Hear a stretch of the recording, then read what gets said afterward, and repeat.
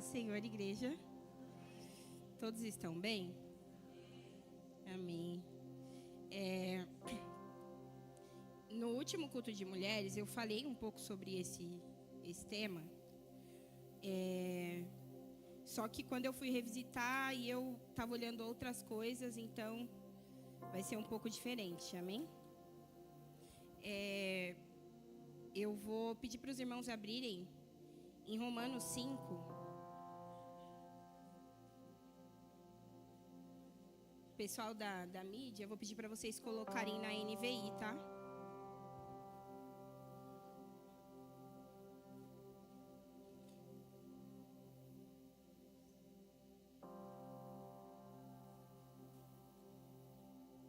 A partir do 1 mesmo. Todos acharam? E aí, galera? Vai sair aqui no telão? Vamos começar. Tendo sido, pois, justificados pela fé, temos paz com Deus pelo nosso Senhor Jesus Cristo, por meio de quem obtivemos acesso pela fé a esta graça na qual estamos firmes. Assim, nos gloriamos na esperança da glória de Deus. E não somente isso, mas também nos gloriamos nas tribulações, porque sabemos que a tribulação produz perseverança. A perseverança, um caráter aprovado. O caráter aprovado é esperança. Essa esperança não nos decepciona, porque o amor de Deus foi derramado nos nossos corações por meio do Espírito Santo que Ele nos concedeu. De fato, no devido tempo, quando ainda éramos fracos, Cristo morreu pelos ímpios. Dificilmente haverá alguém que morra por um justo, embora pelo homem bom, talvez alguém tenha coragem de morrer. Mas nisso Deus demonstra o seu amor por nós. Cristo morreu em nosso lugar, apesar de sermos pecadores. Como agora somos justificados pelo seu sangue, muito mais ainda por meio dele seremos salvos da ira de Deus. Pois se, quando éramos inimigos de Deus, fomos reconciliados com ele por meio da morte de seu filho, quanto mais agora, tendo sido reconciliados, seremos salvos pela sua vida. Não apenas isto, mas também nos gloriamos em Deus, por meio do nosso Senhor Jesus Cristo, mediante o qual agora recebemos a reconciliação. Amém? Vamos orar mais um pouquinho? Deus, nós te agradecemos pela sua palavra. Te agradecemos porque sua palavra ela é viva e eficaz e ela divide juntas e medulas. Ela separa a alma do Espírito Deus. E nós pedimos que agora essa espada de dois gumes esteja neste lugar e faça divisões necessárias, Senhor, em nome de Jesus. Nós elevamos o nosso pensamento cativo ao senhorio de Cristo. Nós negamos e nos abstemos de toda distração, Senhor. Nós focamos os nossos olhos em Ti, nós olhamos para Ti essa noite. Pedimos, Deus, para que tudo aquilo que se levanta contra o Seu conhecimento caia por terra no poder que há no nome de Jesus. Deus, eu me coloco diante de Ti, sabendo que sem Ti eu nada posso fazer, Senhor. Essa palavra não é sobre mim, não é sobre aquilo que eu estudei ou sobre aquilo que eu sei, mas é sobre aquilo que o Senhor quer ministrar. Me coloco à sua disposição, Senhor. Espírito Santo, se mova nesse lugar, em nome de Jesus. Amém? Então, bora. Como Moisés falou, a ideia é que eu fale sobre perseverança. Só que eu queria fazer uma construção no texto para a gente chegar nesse ápice que nós vamos falar sobre sofrimento e perseverança, amém? Então, o texto começa dizendo: justificados, pois, lá no 1, justificados, pois, mediante a fé, né? Amém. E aí, a gente precisa primeiro entender a justificação. Por quê? Justificação é uma das doutrinas do nosso evangelho, daquilo que a gente crê. Então, nós fomos reconciliados, nós fomos justificados e nós estamos sendo santificados. Amém? Então, para isso, a gente precisa entender que a justificação ela é um ato único, jurídico e definitivo. ela é como se fosse uma declaração legal de retidão diante de Deus. Então, você não é salvo por causa da sua fé. Você é salvo por causa de Cristo e da sua morte. E aí você se apropria desse presente mediante a fé. Então, nós somos justificados pela fé, não que a sua fé te justifica. Cristo te justifica e você se apropria dessa justificação pela fé. Então, a sua fé, ela é para quê? Para que você creia nessa verdade. Amém? E aí, a gente precisa lembrar que a justificação, ela não é um processo. Diferente da santificação, que é processual, por exemplo, nós esperamos que uma pessoa que esteja no Evangelho há 30 anos, por exemplo, que ela seja mais santificada do que uma pessoa que acabou de se converter. Porque esse processo vai acontecendo conforme você vai se aproximando de Deus.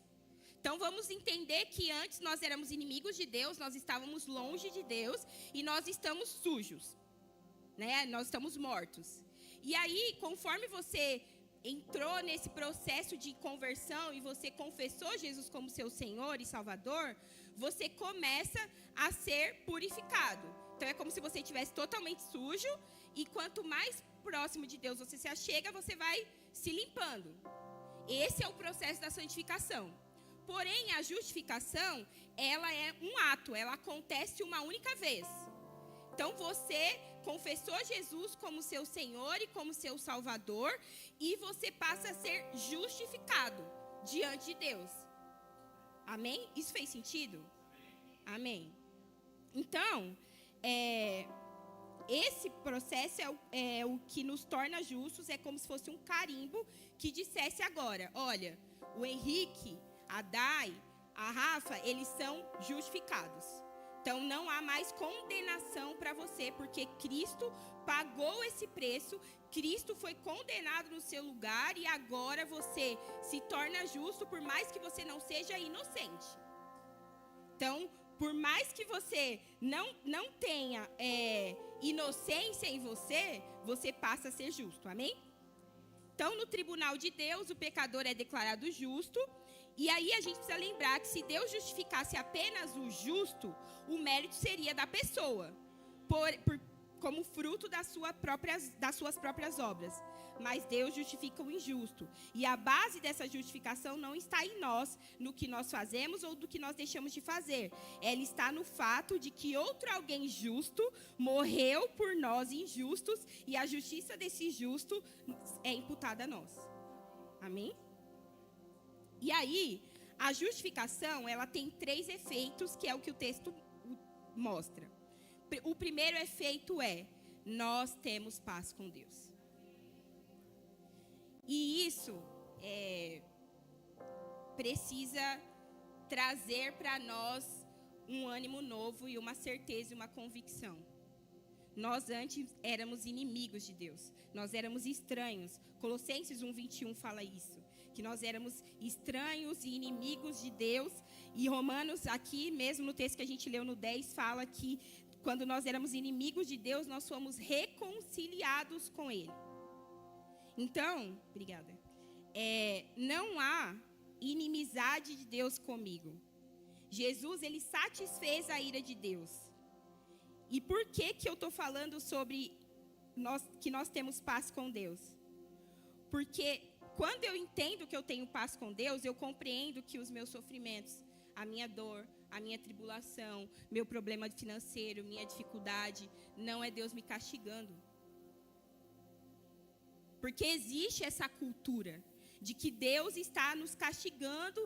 Eu errei e aí está acontecendo alguma coisa e Deus está me punindo de alguma forma. Porém, você tem paz com Deus, nós temos paz com Deus. E aqui eu não estou falando da consequência do pecado, amém? Porque uma ação, ela tem uma reação. E isso é uma outra coisa. Porém, eu me coloco num lugar de compreensão de que Deus não está ativamente me punindo como se Ele fosse um pai severo.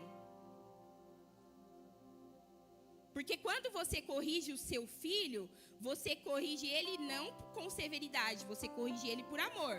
eu espero, né? É o que é esperado dos pais, amém?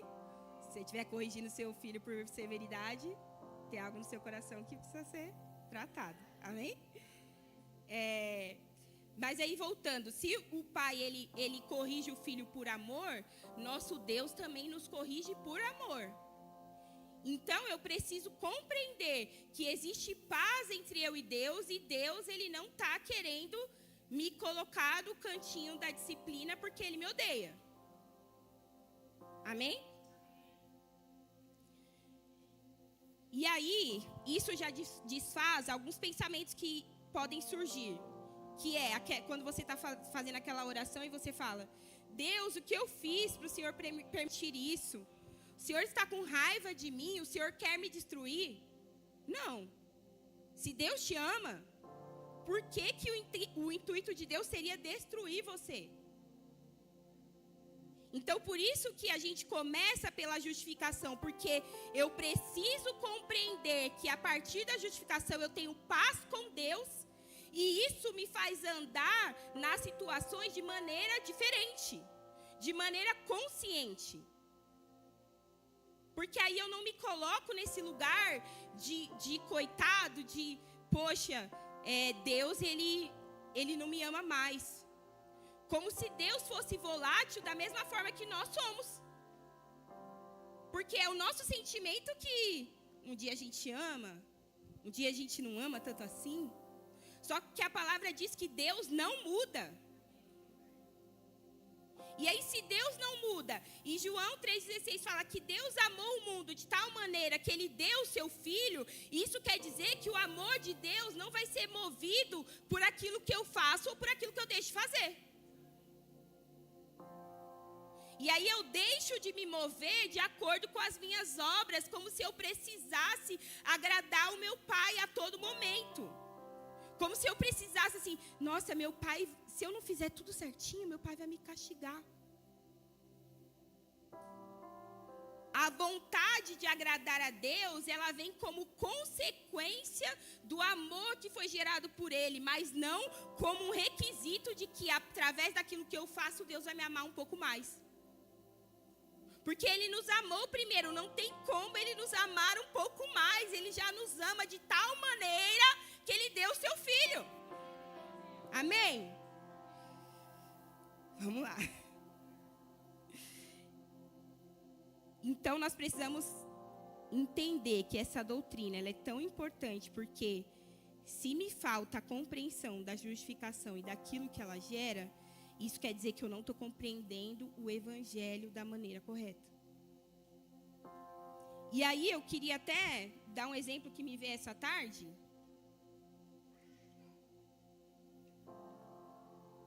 Porque eu acho que só eu que já ouvi isso. Eu sou cristã desde muito nova. E sempre ouço alguém falando assim, porque fulana está doente e falaram para ela que é porque ela está em pecado. É porque fulano está em situação financeira complicada e falaram que é porque está em pecado. Vocês entendem que isso é uma distorção do evangelho? Novamente, você pode estar numa situação financeira delicada porque você não soube administrar os seus bens. E aí você está lidando com a consequência daquilo que você fez errado. Mas não é porque você está em pecado no sentido de, sei lá, pequei na minha área sexual e agora Deus está me punindo em todas as áreas da minha vida. Agora me veio um câncer e esse câncer é porque eu pequei demais. Eu estou com problema no meu casamento e é porque eu pequei antes de casar. Porque se nós temos paz, nós não somos mais inimigos de Deus, Deus não está guerreando contra nós, por que então Ele abateria essas áreas como se fosse um muro sendo levantado novamente entre nós e Deus?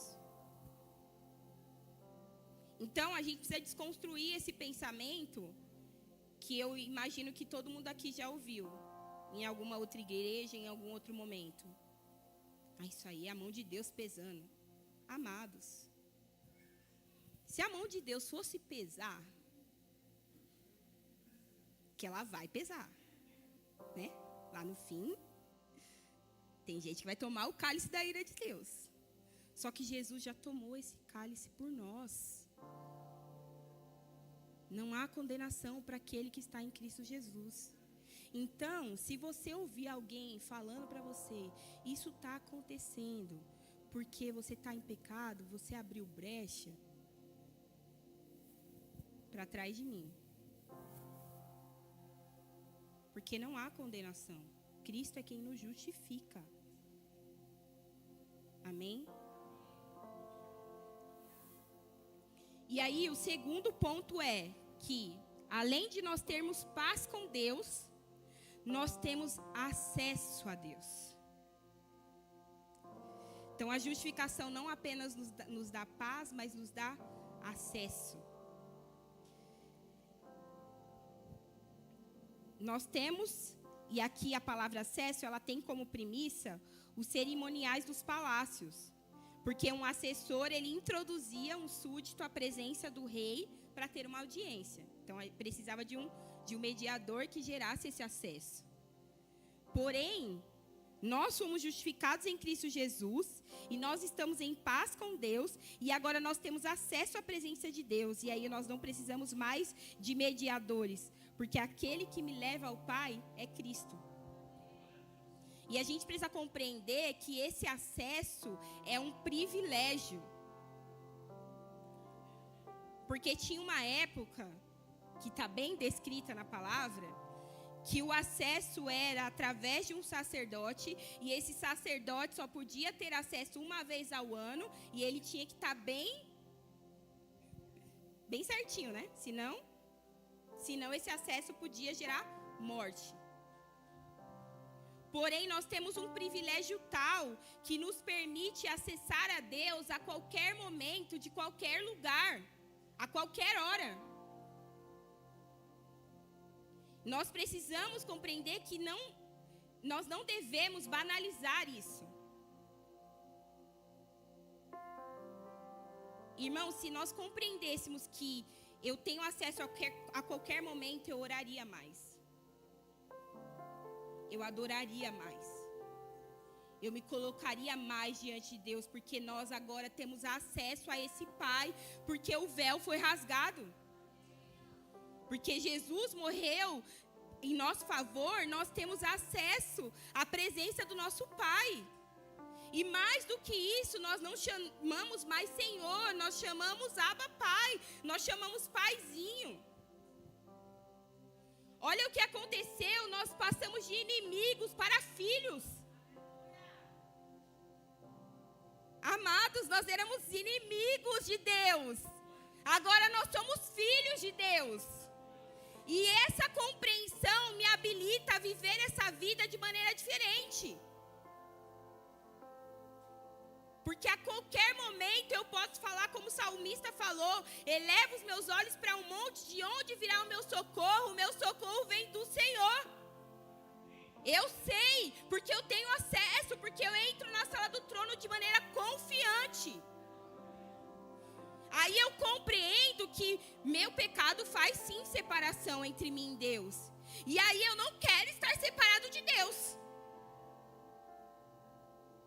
Porque às vezes a gente usa esse texto e fala: ai, meu pecado faz separação entre mim e Deus. Então, eu pequei, hoje eu não vou orar. Eu pequei, hoje eu não vou para o culto. De maneira nenhuma. Se eu compreendo que o que me separa de Deus é o meu pecado, eu quero mais é me arrepender, eu quero mais é pedir misericórdia, eu quero mais é de estar diante de Deus e falar: Deus, não me deixa separado do Senhor.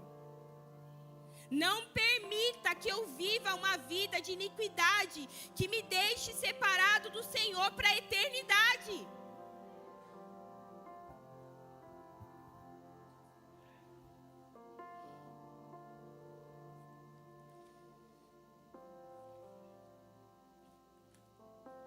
E mais do que isso, esse acesso, continuando o texto, ele diz assim: no 2, né? Pelo qual obtivemos também acesso pela fé a essa graça na qual estamos firmes. Então é esse entendimento que vai nos sustentar em meio aos sofrimentos. É compreender que o caminho está livre, que a porta está aberta, que o véu foi rasgado.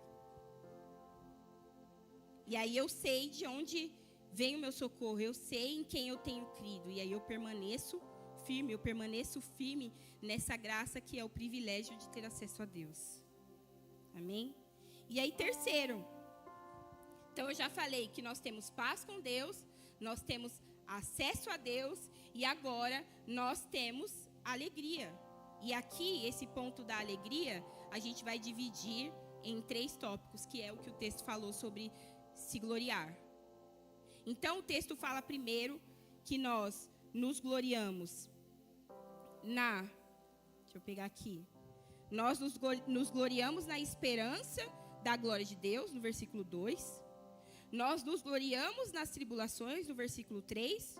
E nós nos gloriamos em Deus, no versículo 11. E aí nós vamos falar, então, desses 3 pontos. E o segundo ponto, que é nos gloriamos das tribulações, é onde a gente vai expandir um pouco mais. Amém? Então, primeiro, o que é gloriar-se? É alegrar-se com uma alegria respeitosa, majestosa. Não é sobre você se orgulhar, não é sobre você se gabar, mas é sobre você ter uma alegria que é maior do que talvez a alegria que a gente vive no cotidiano. Então, ela é uma alegria em que você pode se colocar diante das situações e dizer: eu estou feliz e alegre pelo privilégio que Deus me deu.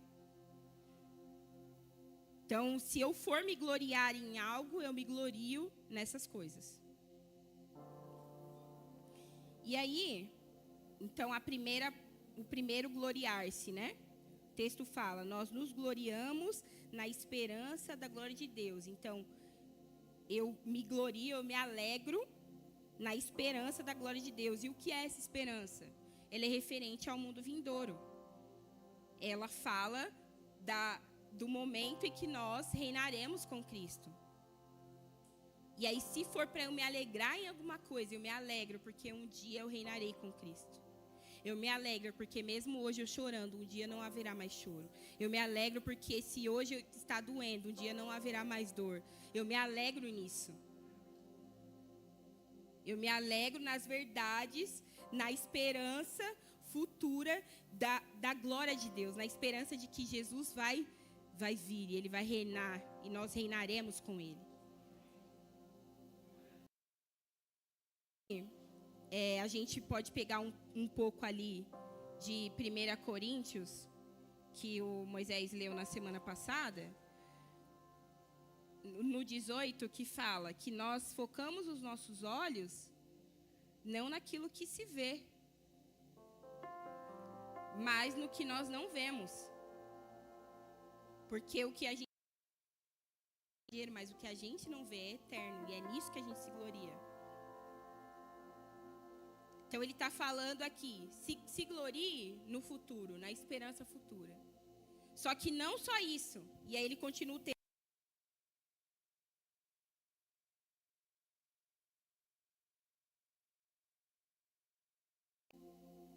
Então a gente tem uma glória futura? Tem. Mas a gente também tem uma glória presente. Por que nós temos uma glória presente? Porque nós entendemos que, mesmo cercado de tribulações, porque o crente não está livre disso, nós não estamos isentos das tribulações, só que diferente de uma tribulação vazia, nossa tribulação, ela produz algo. Então, diferente, né? Por exemplo, se a gente fosse só se gloriar na tribulação pela tribulação, nós seríamos masoquistas, né? Eu gosto de sofrer? Não, quem gosta de sofrer? Ninguém. Se a gente pudesse não sofrer, a gente não sofreria. Só que aqui o texto nos mostra que o sofrimento, através do entendimento da justificação, ele gera algo, ele produz algo. E é sobre essa produção que a gente vai falar. Então, ser crente não nos isenta de nenhum dos males e sofrimentos dos quais participa todo o resto da humanidade. E aí você pode me perguntar, se a tribulação ela vem igual para todos, o que nos diferencia do descrente? O que nos diferencia é como nós enfrentamos essas tribulações. Né? O sol nasce para o justo, para o injusto. Só que como nós enfrentamos aquilo que nos acomete é o que vai dizer se nós somos crentes mesmo, se nós somos justificados mesmo. E aí, a gente precisa trabalhar alguns conceitos, né? A minha postura diante da tribulação, ela é diferente, porque eu sei que eu sou justificado, porque eu sei que eu tenho paz com Deus, porque eu sei que eu tenho acesso a Deus e porque eu sei que existe uma esperança futura. E isso me faz olhar para as tribulações de maneira correta. E aí eu queria ler com vocês, e para vocês, na verdade, o que é tribulação, né? Eu fui procurar no original, e essa palavra, ela carrega a ideia de uma pressão esmagadora, como uvas sendo espremidas até se tornarem vinho. E aí, no latim, tem até uma ideia de um instrumento que é usado para separar o trigo da palha. Então, para nós, a tribulação, ela é esse instrumento que vai abalar o que é abalável para estabelecer o que é inabalável, que vai remover aquilo que é palha, aquilo que é, por exemplo, a intenção do seu coração que não está no lugar certo, aquilo que é situações que você precisa se livrar, amizades, relacionamentos que Deus precisa te livrar para que você esteja aonde Deus quer que você esteja. Então, por mais que nós não compreendamos a tribulação, ela é uma maneira didática do Senhor nos ensinar algo, do Senhor produzir algo no nosso interior. Então, a palavra diz que Jesus, ele aprendeu a obediência por meio daquilo que ele sofreu. E aí, se eu compreendo que a tribulação, ela tem um poder didático, ela não é só para que eu sofra, mas ela está produzindo algo em mim, a minha postura diante da tribulação é diferente. Eu me coloco diante da tribulação, compreendendo que eu sei em quem eu tenho crido, e eu sei que Ele é poderoso, e por conta disso eu não vou temer as situações e as circunstâncias, por mais esmagadoras e desafiadoras que elas sejam. Eu não sei vocês, mas eu já tive essa sensação de... engraçado, porque eu não conhecia o significado dessa palavra, mas eu descrevi uma situação que eu estava passando para uma amiga exatamente assim. Eu falei, amiga, eu estou me sentindo prensada de todos os lados. E aí a minha amiga me respondeu, lembra que da prensa sai óleo, né? Porque a prensa da azeitona é o que produz o azeite. E aí fiquei com isso mais de um ano, quase 2. E aí quando eu estava lendo o significado, era tribulação. Eu estava sendo provada. E eu não sei se alguém já se sentiu assim. Eu imagino que já.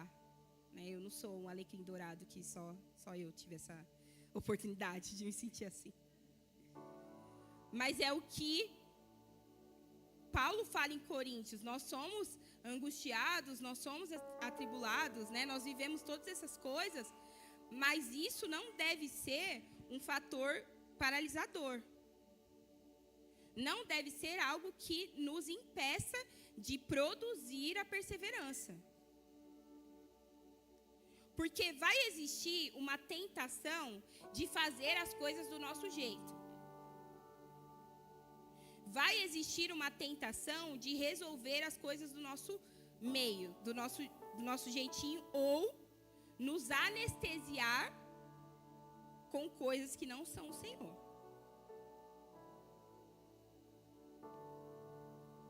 Porque quando a gente está sofrendo, nós não queremos sofrer, nós queremos fugir do sentimento de sofrimento. E aí é nesse lugar que nós corremos o perigo de ter escolhas erradas. Porque se a minha aprovação é estar solteira, por exemplo, eu posso me dar a tentação de conversar com qualquer um só para suprir a minha carência.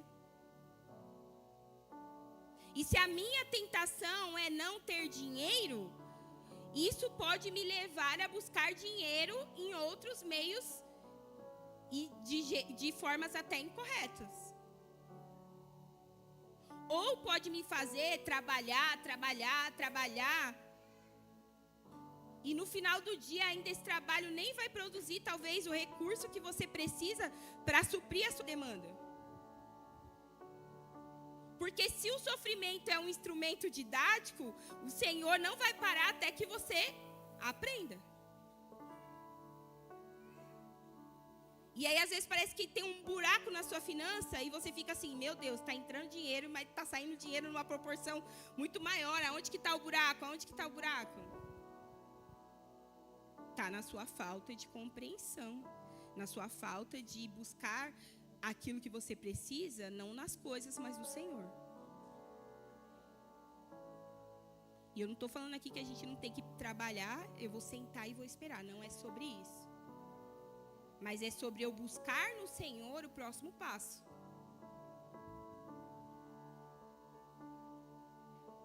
Então, existem algumas coisas, né? Poxa, eu estou com um problema no meu casamento, aí eu vou procurar fora do meu casamento aquilo que eu preciso. Essa é a tentação.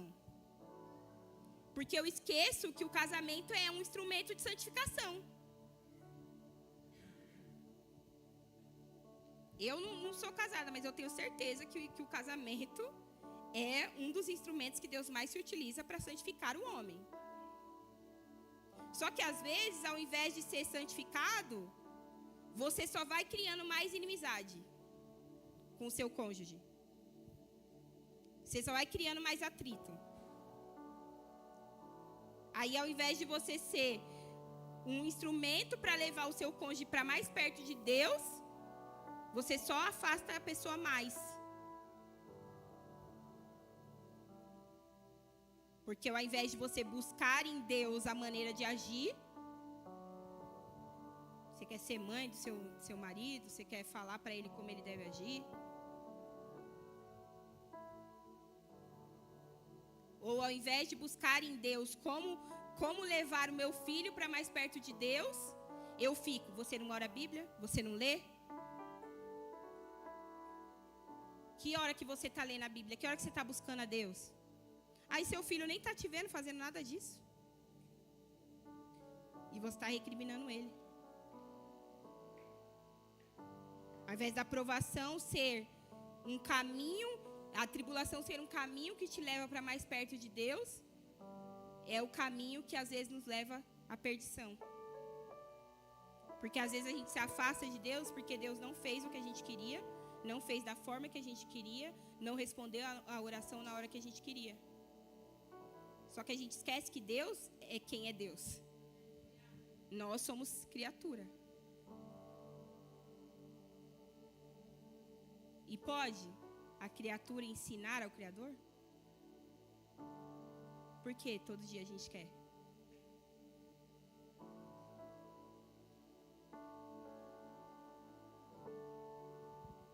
Então, se eu compreendo quem Deus é, se eu compreendo que Deus, sendo Deus, fez um caminho para que eu tivesse paz com Ele, para que eu tivesse acesso a Ele, a postura do meu coração diante do sofrimento, da tribulação, vai ser diferente.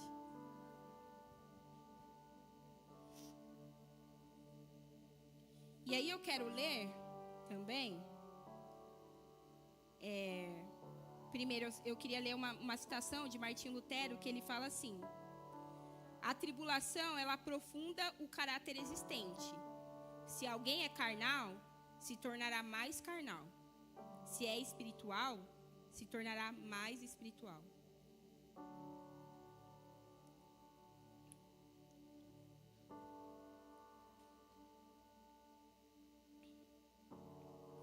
Então, seguindo o texto, né? Nós nos gloriamos na tribulação, porque nós sabemos que a tribulação, ela produz perseverança. A perseverança no grego, ela fala, né, no português, é a qualidade da pessoa que persiste, de quem não desiste jamais. É como se a pessoa trabalhasse até que ela alcance o objetivo dela. É a característica de quem persevera, insiste e não desiste de uma coisa específica. E aí um exemplo, né? Os atletas, por exemplo, são pessoas persistentes, né? Eles levam o seu corpo ao limite até que eles consigam a medalha que eles estão buscando. Só que para nós, a tribulação, a perseverança, ela é algo diferente. E aí algumas versões falam, ao invés de perseverança, de paciência. Por quê? Porque a perseverança bíblica é exatamente isso. Ela é uma paciência triunfante. No grego, né? Quer dizer sobre permanecer sob. Então é sobre você permanecer debaixo da situação, por mais desgastante que ela seja. Isso é perseverança. E aí ela não é sobre você engolir o choro, não é sobre você eu permaneci até o fim, mas é sobre o como você permanece. E aí eu queria dar um exemplo, né? Sábado, sem ser ontem, sábado retrasado, passado, sei lá, o Let's foi pro Hop Hari. E aí, ontem eu descobri, até mandei uma mensagem para a Rafa Amanda, que tinha mais de 15 mil pessoas no Hop Hari no dia que a gente foi. Por isso, aquela fila. E aí, nós estávamos num grupo, além do Let's, alguns outros irmãos da igreja foram. Nós estávamos num grupo de 27 pessoas, se eu não me engano, um pouco mais. E aí, parte desse grupo foi para a fila da montanha-russa de Madeira. Falaram, bora lá. É o primeiro, a gente vence essa fila. Depois disso, fé. Depois disso, outros brinquedos e já era. E esses irmãos entraram na fila meio-dia? Meio-dia e 20? Os 5 minutos conta, né? Meio-dia e 25. E esses irmãos saíram da fila 19 horas e 20 minutos. 21 e meio, ó. Tem uma irmã aqui que estava na fila, ela lembra dos detalhes. Então, eles passaram 7 horas na fila. Perseveraram, né? Será que eles perseveraram?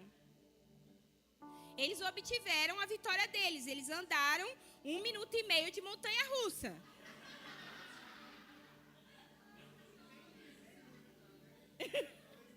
Nem isso, talvez, né? Não, alguém cronometrou, falou que era 1 minuto e meio. Se eles andaram na montanha-russa, isso quer dizer que eles perseveraram? O que vocês acham? Sim? Não? Aí, ó. O bom é que a resposta vem, aleluia. Se eles passaram 7 horas, mesmo que não tenha sido 7 horas, tenha sido 1 hora dessas 7 horas murmurando, eles não perseveraram. Porque a postura do coração deles foi uma postura de murmuração. Não foi uma postura que compreende que se Deus é soberano e se Ele me permitiu passar 7 horas numa fila, algo Ele está produzindo. E vocês compreendem que no meio das tribulações, das situações que a gente passa, a gente quer murmurar, a gente quer escolher o pecado, a gente quer, né, fazer igual a mulher de Jó, amaldiçoa esse Deus e morre. A postura do nosso coração muitas vezes se transforma numa postura descrente. Às vezes quem te ouve reclamar de uma situação vai pensar, é crente? Será que é crente mesmo?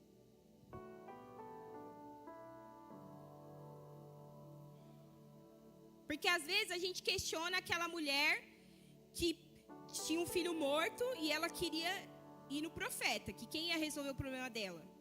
O profeta. Ela encontrou alguém no caminho, perguntaram, tá tudo bem? Ela falou, tudo vai bem. Não era nenhuma das pessoas que ela encontrou no meio do caminho que iam resolver o problema dela. Era o profeta. Ou até mesmo Ana, que vez após vez, ano após ano, era provocada por Penina, sabia que quem ia resolver o problema dela não era o sacerdote que estava achando que ela estava bêbada. Era Deus. E diante de Deus ela orou e ela clamou.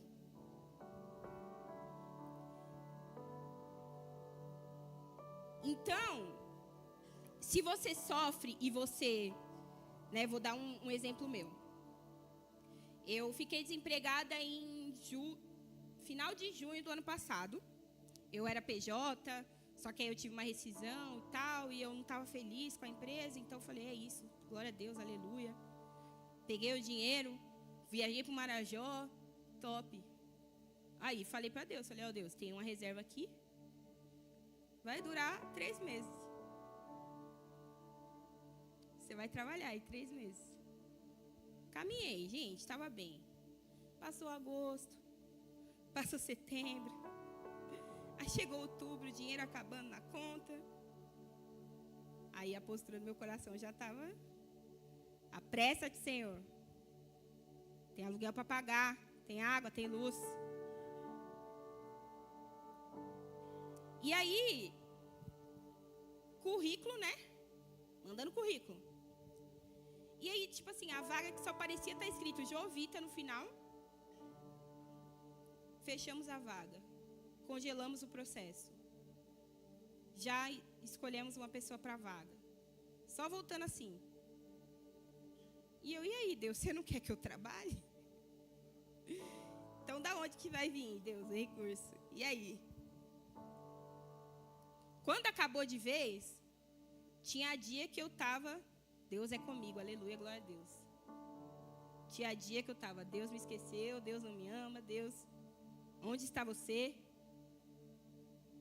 Aquela música do Thales, né? Parece que é difícil só para mim. Que a gente é sempre, né, exclusivo. E aí, hoje, né, esse final desse mês, vai fazer 1 ano que eu estou desempregada. E Deus me trouxe até aqui. Eu bem sei em quem eu tenho crido. E eu sei que Ele é poderoso. E se hoje eu posso dizer isso aqui, foi porque eu precisei passar pela tribulação de estar desempregada, de não ter renda, de não ter como pagar a luz, de não ter como pagar a água, de não ter como pagar o aluguel. E entender que Deus não muda mesmo que a minha circunstância mude. E entender que Deus me ama mesmo que a minha circunstância seja complexa para o meu entendimento humano. E entender que Deus me supre nos mínimos detalhes.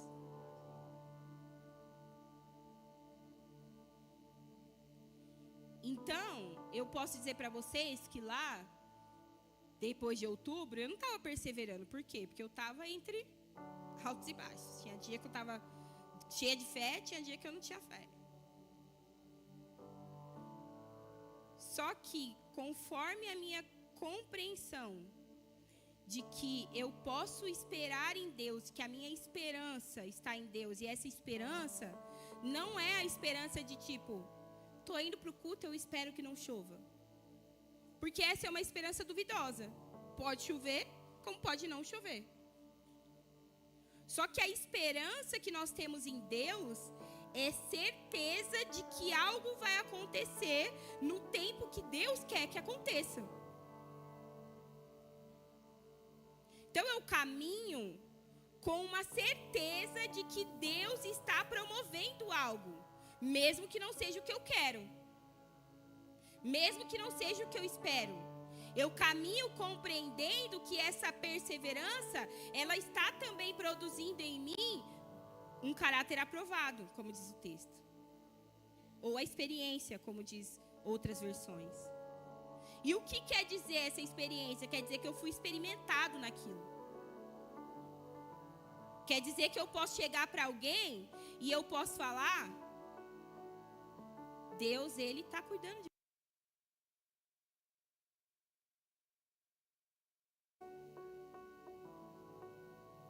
Eu fui experimentado e eu posso dizer: persevera no seu casamento, porque eu já perseverei no meu. Eu sei o resultado que dá a perseverança.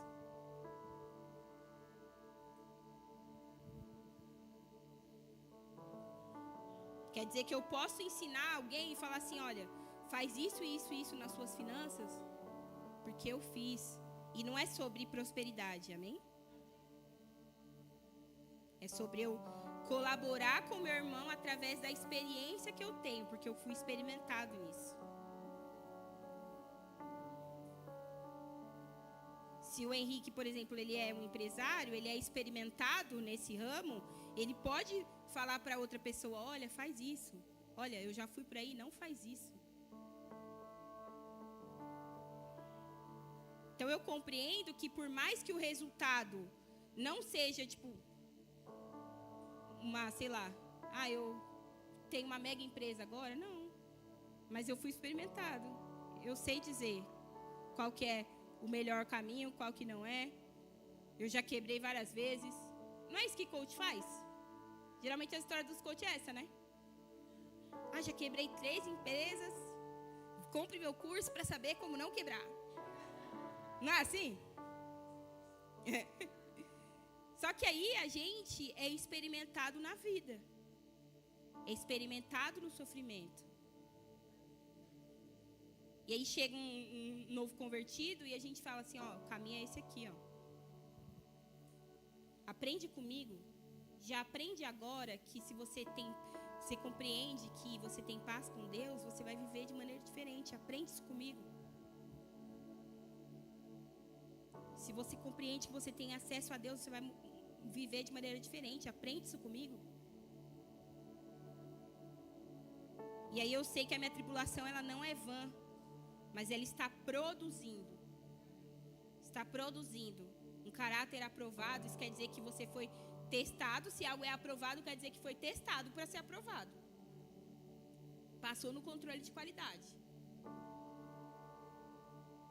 E aí Deus pode passar uma régua de medir na nossa perseverança e dizer que foi gerado um caráter aprovado, e dizer que você é experimentado naquilo. Ou no momento da tribulação você preferiu deixar de orar e assistir o Netflix para adormecer a dor. Ou vai ver que no momento da tribulação no seu casamento, você preferiu conversar com outras pessoas para anestesiar a dor, para você sentir que alguém ainda te ama, sendo que o dono do amor te ama. Ou vai revelar que no momento da tribulação você preferiu comer um pouco mais para anestesiar a sua dor.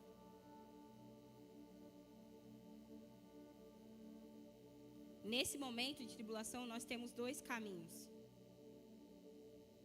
Ou a gente permanece firme naquele que a gente conhece, naquele que a gente confia, ou nós nem temos isso aqui, nós vamos para outro lado. Nós vamos anestesiar a nossa dor com o pecado. seja ele qual for. Gula, pornografia, traição, gastar bastante, né? Consumismo. Vou ali no shopping anestesiar a minha dor. Porque eu não tenho dinheiro, então eu vou lá no shopping e eu gasto o que eu não tenho para depois falar que eu continuo não tendo. Ou eu estou insatisfeita com o meu corpo e como um pouco mais e fico um pouco mais insatisfeita.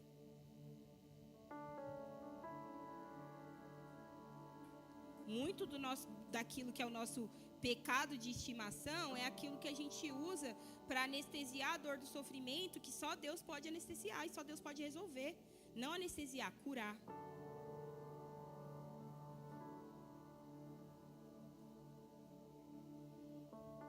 Então a perseverança, ela fala disso, de uma paciência que é perseverante, que qual a palavra? Uma paciência, Espírito Santo, triunfante. Amém? Não por minha causa, né? Não é triunfante porque eu sou capaz de fazer algo. É triunfante porque eu sei de onde vem o meu socorro. Eu sei de onde vem a força. Eu sei de onde vem a graça que eu preciso para o tempo oportuno. Amém? Então eu preciso lembrar, Deus não está querendo nos destruir pelos nossos erros. A tribulação é a mão bondosa de Deus nos corrigindo e nos ensinando as virtudes cristãs. A tribulação é Deus nos preparando para o reino futuro, santificação. A tribulação, ela nos santifica, se nós estivermos diante do Senhor. Amém? E por último, deixa eu ver aqui.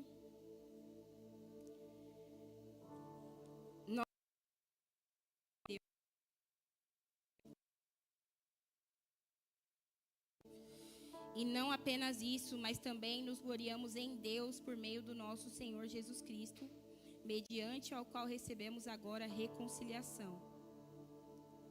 Então nós nos gloriamos na esperança futura, nós nos gloriamos nas tribulações e nós nos gloriamos em Deus. Ele é o nosso supremo bem. Eu me glorio porque eu não preciso de mais nada. Eu tenho a Deus. Melhor do que qualquer coisa que Deus possa nos dar, melhor do que qualquer dádiva, é o doador. A nossa máxima alegria não está nem mesmo na salvação, mas no Deus da nossa salvação.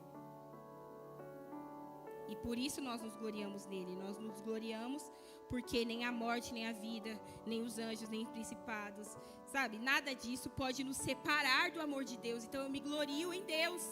Eu me alegro nisso.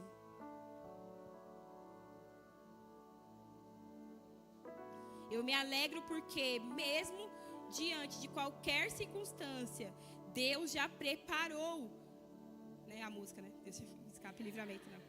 Deus já preparou o nosso espírito. Deus já derramou uma graça. É isso que Hebreus fala, que nós nos achegamos confiantemente ao trono da graça para obter essa graça para tempo oportuno. Então nós só precisamos nos achegar a Ele. Nós só precisamos nos utilizar daquilo que nós já temos, acesso ao Pai. E voltando ao versículo 5, fala que aí, né, a perseverança produz a experiência, e a experiência produz a esperança, que é se espera confiante de que Deus vai fazer, independente do como, independente do quando. E essa esperança Não nos deixa decepcionados, porque o amor de Deus é derramado nos nossos corações pelo Espírito Santo. E é desse amor que a gente experimenta todos os dias. Não é sobre... Enquanto eu orava, eu pedi para Deus derramar um pouco desse amor essa noite. Mas não é só sobre a gente ter uma experiência aqui desse amor sendo derramado. Mas é sobre você, no seu dia a dia, ter essa compreensão. Poxa, o amor de Deus é derramado nos nossos corações. E o amor de Deus, ele é derramado nessa circunstância. E ele me habilita a perseverar um pouco mais. Ele me habilita a continuar um pouco mais. Ele me habilita a dar mais um passo.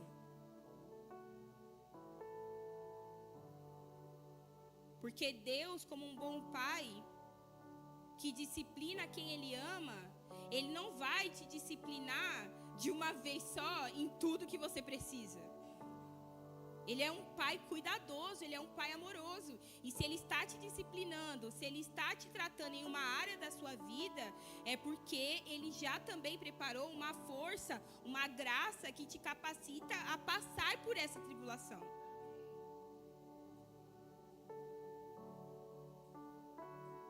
Então, mais do que qualquer outra coisa, nós precisamos conhecer firmemente ao Deus a quem nós servimos. Porque aí eu não caio nas mentiras, nas setas do inimigo, nas mentiras da minha mente que me abatem todos os dias. Então, nessa noite, o Senhor, Ele quer primeiro destruir e derrubar as mentiras e os sofismas que foram sendo criados no nosso intelecto, no nosso coração, na nossa mente, dizendo que tudo é castigo, que tudo é porque você errou, tudo é porque você pecou, tudo é porque... Amados, a cruz de Cristo, ela é real. Foi há 2000 anos atrás. Ele já morreu por nós. Ele já nos religou com o Pai.